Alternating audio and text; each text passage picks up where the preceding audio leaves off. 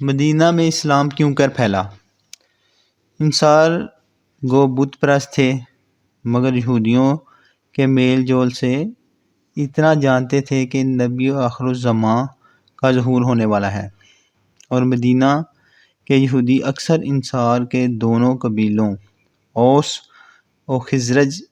کو دھمکیاں بھی دیا کرتے تھے کہ نبی آخر الزماں کے ظہور کے وقت ہم ان کے لشکر میں شامل ہو کر تم بت پرستوں کو دنیا سے نیست و نابود کر ڈالیں گے۔ اس لیے نبی آخر الزماں کی تشریف آوری کا یہود اور انصار دونوں کو انتظار تھا۔ 11 نبوی میں حضور صلی اللہ علیہ وآلہ وسلم معمول کے مطابق حج میں آنے والے قبائل کو دعوت اسلام دینے کے لیے منا کے میدان میں تشریف لے گئے اور قرآن مجید کی آیتیں سنا سنا کر لوگوں کے سامنے اسلام پیش فرمانے لگے۔ حضور صلی اللہ علیہ وآلہ وسلم منا میں عقبہ گھاٹی کے پاس، جہاں آج مسجد العقبہ ہے، تشریف فرما تھے کہ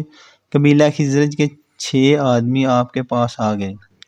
آپ نے ان لوگوں سے ان کا نام و نسب پوچھا، پھر قرآن کی چند آیتیں سنا کر ان لوگوں کو اسلام کی دعوت دی، جس سے یہ لوگ بے حد متاثر ہوئے اور ایک دوسرے کا منہ دیکھ کر واپسی میں یہ کہنے لگے کہ یہودی جس نبی آخر الزمان کی خوشخبری دیتے رہے ہیں، یقیناً وہ نبی یہی ہیں، لہذا کہیں ایسا نہ ہو کہ یہودی ہم سے پہلے اسلام کی دعوت قبول کر لیں۔ یہ کہہ کر سب ایک ساتھ مسلمان ہو گئے اور مدینہ جا کر اپنے اہل خاندان اور رشتہ داروں کو بھی اسلام کی دعوت دی۔ ان 6 خوش نصیبوں کے نام یہ ہیں۔ نمبر 1،